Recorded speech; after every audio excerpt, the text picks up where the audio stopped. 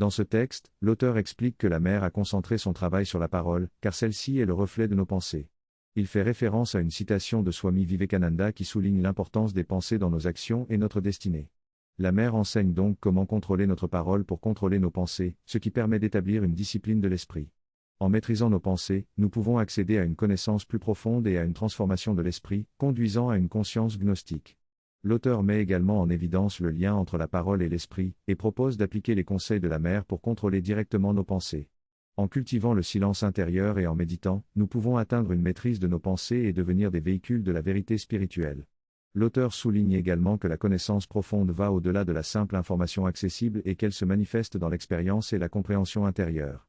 En concluant, l'auteur souligne que la mère nous invite à développer notre esprit dans la direction décrite dans ses enseignements pour atteindre une conscience plus élevée.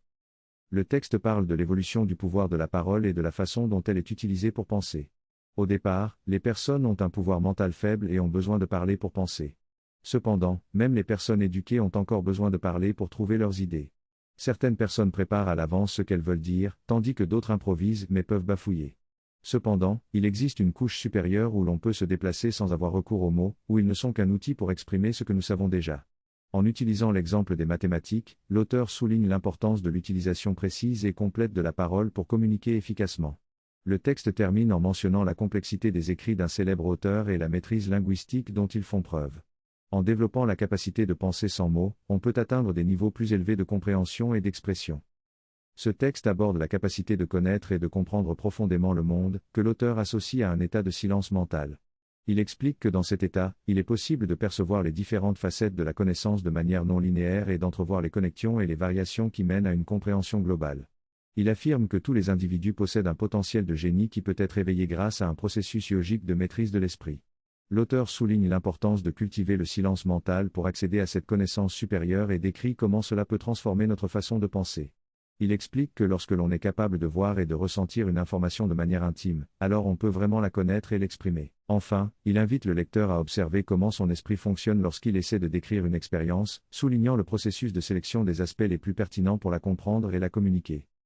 Dans ce passage, l'auteur explique que le véritable savoir réside dans l'expérience que nous avons déjà en nous.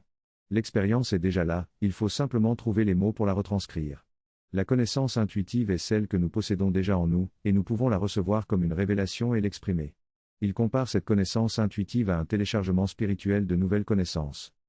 L'auteur mentionne également la nécessité de rendre notre esprit silencieux afin de pouvoir recevoir cette connaissance intuitive. Cela passe par la maîtrise de nos pensées et de notre parole, puis par le calme mental et le silence complet. Il note que cela peut prendre du temps et recommande la méditation comme moyen d'y parvenir. Il explique que la pratique régulière de la méditation permet de s'habituer à recevoir cette connaissance et à la contenir. Il souligne l'importance de créer un espace régulier dans notre routine quotidienne pour cette pratique, afin de nous familiariser avec ce processus et d'être prêt à accueillir l'expérience spirituelle lorsqu'elle se présentera. Il est important de prendre une douche régulièrement, de préférence le matin, avant de commencer la journée. Cela permet de se rafraîchir, de se purifier et de se débarrasser des pensées et des énergies négatives accumulées pendant la nuit. La douche doit être un moment de détente et de concentration, en évitant toutes les distractions telles que les téléphones portables, les bruits forts et les odeurs perturbantes. On peut même utiliser des parfums apaisants pour créer une ambiance propice à la relaxation. Il est préférable d'éviter la musique, sauf si elle est utilisée intentionnellement pour atteindre un objectif spécifique. La respiration joue également un rôle important dans la relaxation et la maîtrise de l'énergie vitale. En ralentissant et approfondissant la respiration, on peut calmer les émotions et les pensées de manière automatique et efficace. En se concentrant sur la respiration, en observant le flux d'air entrant et sortant des narines, on peut atteindre un état de calme et de quiétude. En ajoutant la visualisation de l'air qui remplit la tête pendant la respiration, on peut activer l'ensemble de la région du cerveau, favorisant ainsi une sensation de calme et de tranquillité. En résumé, prendre une douche régulière, avec une attention particulière à la relaxation et à la respiration, peut être un moyen efficace de purifier le corps et l'esprit, et de se préparer pour une journée paisible et productive. Dans cette méditation, il est suggéré de porter son attention sur la région de la tête et de laisser la respiration se faire naturellement. En étant conscient de notre esprit, on remarque que les pensées ne viennent pas automatiquement, ce qui crée une sensation de bien-être. Ensuite, on est invité à élever notre conscience vers le haut, comme si on s'ouvrait à quelque chose au-dessus de notre tête. On laisse alors cette sensation de paix et d'immensité s'installer au sommet de notre tête, se propageant ensuite dans toute la région de la tête et du cou. On ressent alors une paix profonde et apaisante, remplissant notre corps. On peut ensuite ouvrir les yeux tout en restant dans cet état de silence intérieur, en restant conscient de la présence de la paix dans la pièce et au-delà. On est encouragé à maintenir cet état de silence et de paix dans l'esprit lors des activités quotidiennes, et à se rappeler de ce moment de centration régulièrement. Ce silence intérieur apporte une sensation de calme, de pouvoir et de stabilité, ce qui permet de faire face aux distractions extérieures avec sérénité. Dans cette synthèse, l'auteur parle de l'importance de la tranquillité de l'esprit dans la pratique du yoga intégral. Il souligne que la véritable paix et calme se trouvent non pas dans les pensées superficielles, mais dans la profondeur de l'esprit. Il encourage à faire une pause dans nos activités quotidiennes, à fermer les yeux et à se reconnecter à cette paix intérieure. Cela permet d'amplifier le pouvoir de la pensée et de la parole, tout en restant connecté à cette tranquillité même pendant nos activités. L'auteur explique que l'état de silence intérieur ne nécessite pas de longues méditations, mais peut être atteint par de courtes périodes de connexion à cette paix déjà présente en nous. Il relate une expérience lors d'une retraite où même les pratiquants de Tai Chi, habitués à des séances intenses, ont pu ressentir cette densité et présence intérieure en quelques minutes seulement. Il souligne que bien que le yoga intégral puisse sembler difficile dans ses objectifs de transformation du corps, il est en réalité le plus facile en termes de bénéfices obtenus. L'auteur précise que le yoga intégral ne se concentre pas tant sur les techniques, mais plutôt sur les expériences vécues et leur articulation. Il recommande de lire et de pratiquer en se concentrant sur ces expériences qui sont décrites dans les écrits du yoga intégral, car elles ont le pouvoir de transmettre l'expérience elle-même. En ce qui concerne la relation entre le cœur et l'esprit, l'auteur souligne que la paix qui se manifeste pendant la pratique du yoga est en réalité la substance de la présence maternelle. Il encourage à développer une relation personnelle avec cette présence, à travers l'amour, la gratitude, la confiance et la soumission du cœur d'un enfant. En agissant ainsi, on favorise une meilleure réception de cette paix intérieure et de la présence maternelle.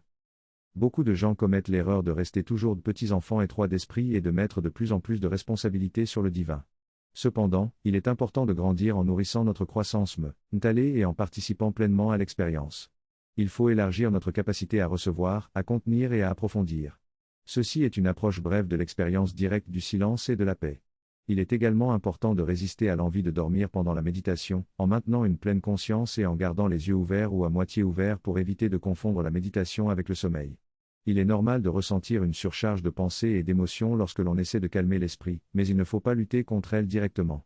La méthode la plus simple est de ramener la paix dans l'esprit et le cœur, ce qui permet de calmer les émotions et les pensées sans lutte. Il est essentiel de former une habitude de tranquillité et de paix afin de pouvoir y accéder directement et y rester. En ce qui concerne les enfants, les premières années de leur vie sont très importantes. Il est donc pertinent de leur enseigner le yoga dès un jeune âge, en mettant l'accent sur la dimension spirituelle. La manière de créer un environnement de yoga autour des enfants dès leur jeune âge est de les habituer aux vibrations de la paix, de la pureté, de la beauté et de la joie. En grandissant, leur esprit devient plus conscient et ils peuvent commencer à parler de ces expériences et leur donner un vocabulaire approprié. Plus tard, lorsqu'ils sont plus conscients d'eux-mêmes, ils peuvent apprendre à prendre le contrôle de leurs pensées. Il est important de habituer les enfants au calme et à la pratique des asanas dès leur plus jeune âge. La musique apaisante peut également être bénéfique, mais il est essentiel de passer de l'utilisation d'appareils externes à l'introspection plus profonde.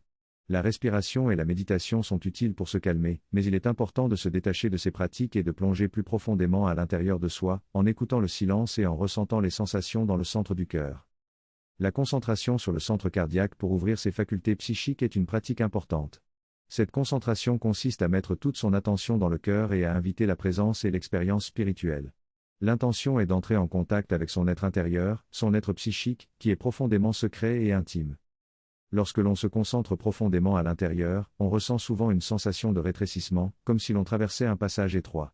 Cela est dû à la relation profonde et intime avec son être psychique. On ressent une sensation de plonger de plus en plus profonde dans ce passage étroit, vers l'intimité de son être psychique. Cette pratique de concentration vise à nouer une relation profonde avec son être psychique, à écouter et à entrer en communion avec lui. C'est un processus d'ouverture et d'invitation à cette expérience intérieure. L'objectif est d'établir une connexion étroite avec son être psychique et d'exploiter les facultés psychiques présentes en nous. Il est important de pratiquer cette concentration avec amour et dévotion envers la Mère divine, en mettant son attention sur l'amour et la dévotion dans notre cœur. On peut ressentir la chaleur de cet amour et se concentrer sur cette chaleur. On peut également ressentir le calme, la paix et la joie que cela apporte et se concentrer sur ces sensations. À un certain stade, les mots et les mantras utilisés pour la concentration deviennent moins importants, car l'expérience et la communion avec l'être psychique deviennent l'essentiel. Il est aussi important de former nos émotions à devenir calmes grâce à cette pratique. Après avoir fait cette prière et ressenti un certain soulagement, il faut ensuite travailler à calmer nos émotions et les habituer à cet état de calme. Cela se fait par l'exercice de la concentration et de la communion avec notre être psychique. Petit à petit, nos émotions se calment et nous développons la capacité de les apaiser simplement en le voulant. Ainsi, nous pouvons rester stables même en présence d'agitation extérieure. En résumé, la pratique de la concentration sur le centre cardiaque pour ouvrir ses facultés psychiques est une pratique profonde et intime. Elle nécessite amour, dévotion et un effort constant pour former nos émotions à devenir calmes. Cela nous permet d'établir une connexion étroite avec notre être psychique et de développer nos facultés psychiques. L'auteur parle de l'importance de créer un espace privé et pur pour la méditation, afin de se connecter à des niveaux de conscience plus élevés. Il recommande de se concentrer sur 2 centres d'énergie, le centre de la poitrine, qui permet de prendre conscience de la présence psychique, et le centre situé juste au-dessus de la tête, qui ouvre le chemin vers des niveaux de conscience supérieurs. Ces 2 centres sont considérés comme essentiels dans la pratique du yoga intégral. L'ouverture au-dessus de la tête libère la conscience individuelle vers une conscience universelle plus vaste, et cette descente de la conscience supérieure transforme notre nature. La concentration sur le cœur permet d'entrer en relation plus profonde avec l'être psychique et d'expérimenter la présence divine en nous. Cette ouverture et cette descente de conscience rencontrent cependant souvent de la résistance de la part de notre corps et de nos émotions, qui peuvent ne pas vouloir changer. La présence psychique agit comme un catalyseur, rendant notre substance plus malléable et plus réceptive à l'influence divine. L'auteur conseille un exercice de calme intérieur avant de se concentrer, pour éviter l'agitation émotionnelle. Il suggère également de se focaliser sur la tranquillité et la stabilité intérieure en cas de tension ou d'agitation, et de laisser ces sentiments se dissoudre graduellement. Enfin, il explique la différence entre une expérience vécue dans le calme et une expérience qui s'étend dans l'action, soulignant l'importance d'intégrer la méditation à notre vie quotidienne. En ce moment, il est important de comprendre que nous avons nourri cette pièce en apaisant notre corps.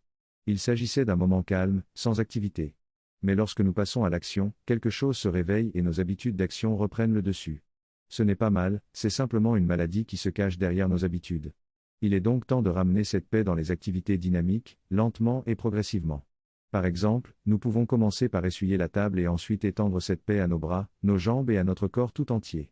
En faisant cela, nous introduisons de nouvelles habitudes et une nouvelle culture. Il faut également essayer de maintenir cet état de paix lorsque nous marchons jusqu'à notre voiture, lorsque nous nous asseyons dans la voiture et même lorsque nous conduisons. Petit à petit, le calme se prolongera dans nos mouvements et dans la route elle-même. Il est également recommandé d'écouter de la musique apaisante pour aider à maintenir cet état de calme. Il est important de ne pas se laisser distraire par des pensées qui nous éloignent de cette modération. Il faut se rendre compte qu'il y a des forces négatives qui cherchent à nous distraire et à causer des problèmes. Il est donc nécessaire d'être conscient de ce qui se passe à l'intérieur et à l'extérieur de nous-mêmes. J'ai également souligné l'importance de créer un espace de sécurité avant de faire un exercice comme celui-ci. Enfin, il est recommandé de faire de courtes concentrations d'1 minute tout au long de la journée pour se reconnecter à cette paix intérieure. Il est important de reconnaître les moments où nous perdons cette connexion et de faire des pauses pour retrouver cette tranquillité et cette paix. Lorsque nous sommes dans un cadre social, nous retenons nos instincts naturels pour éviter les conséquences néfastes. Cependant, une fois chez nous, ces instincts se manifestent et nous montrons notre pire côté, surtout envers ceux que nous aimons le plus. Malheureusement, c'est notre espace de détente et nous pensons que nous pouvons en fait être relaxés et libres. Cependant, cela provoque des problèmes dans nos relations les plus importantes. La mère de l'auteur souligne l'importance de ne pas se contenter d'une façade polie, mais de chercher un changement intérieur réel. Elle refuse d'imposer des règles de politesse superficielles car elle veut voir une transformation véritable de notre nature intérieure. Elle propose de travailler sur nos comportements en observant nos schémas de comportement et en les modifiant avant de dormir. En travaillant sur notre calme intérieur et en apaisant nos émotions, nous pouvons réellement nous transformer et améliorer nos relations. Cela aura également un impact positif sur notre vie professionnelle, en nous permettant d'être plus authentiques et détendus. En somme, il est important de travailler sur notre nature intérieure pour améliorer nos relations et notre bien-être général. L'effet d'une personne bienveillante à la maison peut avoir un effet d'entraînement sur les autres, mais il est également important que tout le monde fasse des efforts pour changer. Il est essentiel de prendre conscience de notre état intérieur et de ce que nous souhaitons réaliser dans notre vie. Ensuite, nous pouvons demander de l'aide pour mettre en œuvre ces changements et nous donner entièrement à cette aide. Cela implique d'offrir notre cœur, notre esprit, notre corps et notre âme.